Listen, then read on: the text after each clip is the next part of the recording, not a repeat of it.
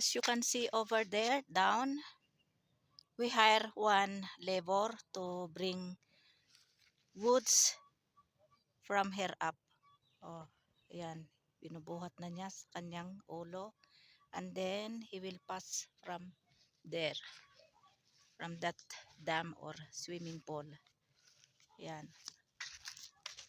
Saan na yun? Oh. Oh. And then, he will pass from there.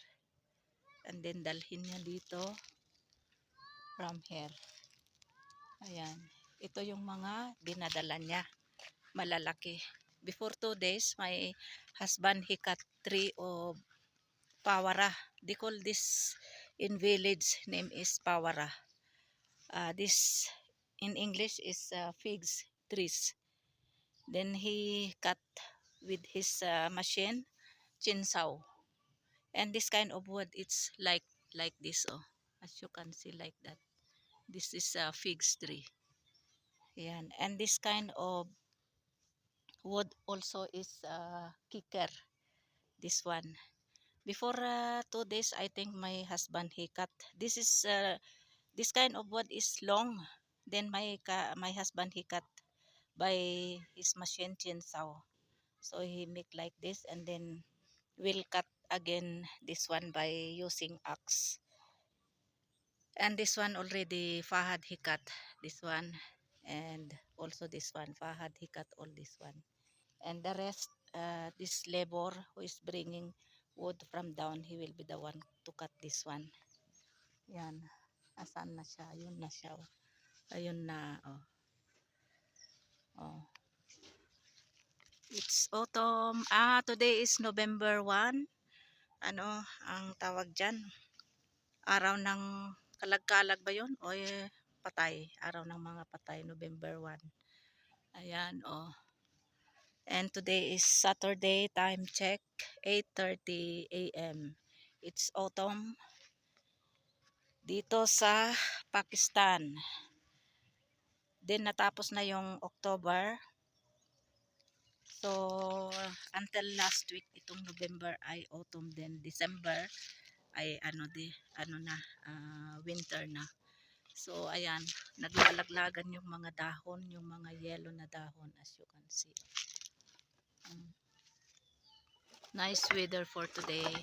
Ayan. Ayan silangga, oh. Pasaway. Ayan, bababa na naman siya hanggang matapos lahat yung kanyang bubuhatin.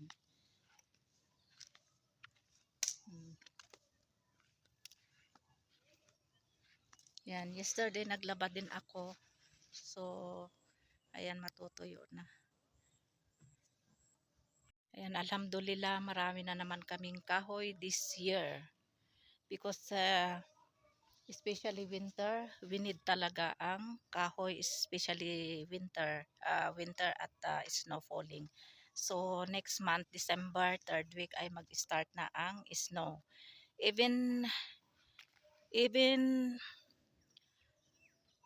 summer, spring, autumn, I'm using also wood. So must be we have to prepare and gathered woods. Dapat marami yung stock na wood. Kasi nagluluto ako ng dito. Maya-maya magluto na naman ako dito. Kasi may labor nga. Magluluto ako dito. Kasi pag may sunny day, dito ako nagluluto. Yan. Mamaya magluluto na ako ng munggo beans para sa lunch namin at saka dinner na din.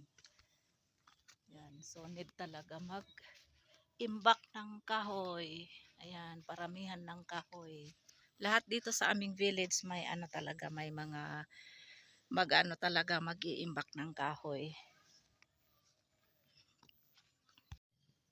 So ito na yung aking lumang pressure cooker na nilagyan ko ng putik. Kung nakita nyo yung aking upload videos 4 days ago yata kung paano ko tanggalin yung yung itim-itim dito. Tapos nilagyan ko ng yung lupa ba. Ito yung lupa. Nilagyan ko yan ng tubig. Tapos inano ko yan parang finishing o kaya Parang ano, nagpipintura ba, ganyan. Tapos yung lupa ang nilagay ko dito kasi pangit tingnan yung ang itim-itim. So ito na. Ayan. Magpaano ako dito, magpalambot ako ng munggo beans curry. Ayan. For our lunch kasi may labor na kami. Yung nagbubuhat ng kahoy doon. Andon sila kayo din. Oh, nakikita nyo. Ayun. Yung dalawa sila doon. Tinutulungan niya yung labor. Kasi hindi ito kaya nila kaya at saka si Fahad. Mabibigat. Kaya one day nag-hire sila kayo ng ano, labor.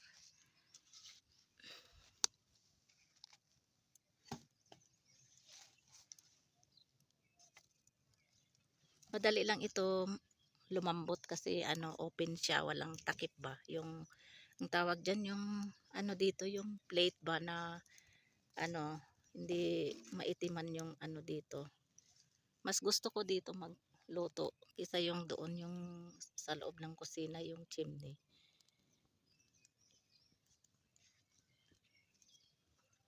Ito na yung aking pinalambot doon sa labas. So, linipat ko na dito.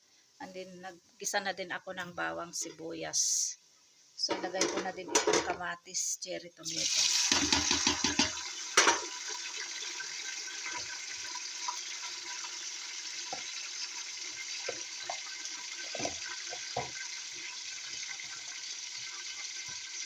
Tapos, ano, chili powder.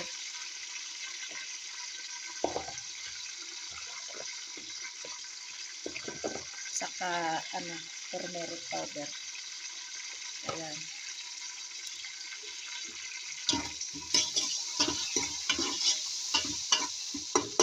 Tapos, ano, ano na ako, pakulo ako ng tubig doon kung saan ako nag-boil nito. Yung pressure cooker na luma. Ito, pressure cooker din ito. Kaya lang na yung, ano nito, yung ano, yung handle niya. Na ano na, nasira na kasi sobrang tagal na ito. 5 years na yata ito. Punta ako sa baba, kumuha ako ng 2 labanos para sa ano, salad. Tingnan nyo ito. Oh. Tapos ano din, coriander leaves at saka ano, yung dahon ng ano, tawag nito ang palaya kasi nagluto nga ako ng munggo beans curry, so maghiwalay ako para sa akin kasi haluan ko ng dahon ng ampalaya. Ito man coriander leaves, ano, garnish ko ito, toppings ko sa ano, sa ano, munggo beans curry. So ito, hugasan ko muna kasi ano, may lupa pa. Oh. Ready na ang aming lunch, white rice, and then ito na yung munggo beans curry, toppings or garnish with organic coriander leaves. And then ito na yung salad na organic radish. And then nilagyan ko din ng coriander leaves and then onions. Maggisa tayo ng bawang sibuyas. Ito na yung aking hiniwalay na munggo beans. Yung ano, hiniwalay ko para haluan ko ng ampalaya leaves. So ilagay na natin ito. Asin lang ang ano, ang seasoning ko dito, walang magic sarap, walang bitsin. Ayan. Pag kumulo, ilagay ko na yung ano, dahon ng ampalaya. Ready na ang aming lunch together with dinner, white rice, and then ito na yung aking munggo gisado with ampalaya leaves. Ayan. Sarap nito. And then ito naman yung munggo beans curry, garnish or toppings with coriander leaves. And then nag-ihaw din ako ng organic na talong, 4 pieces, at saka merong tumubo na sibuyas. Ito, tinanggal ko dito. And then salad. Ayan. Labanos and onions.